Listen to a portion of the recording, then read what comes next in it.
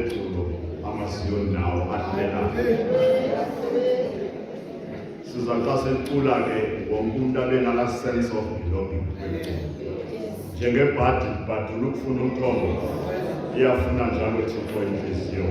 Xa niwe inhliziyo, xa uThixo elo waziwayo ngophilileyo, bandibuza ndasibeka isililo mina bakuhlala bendibuza kulo Thixo phina.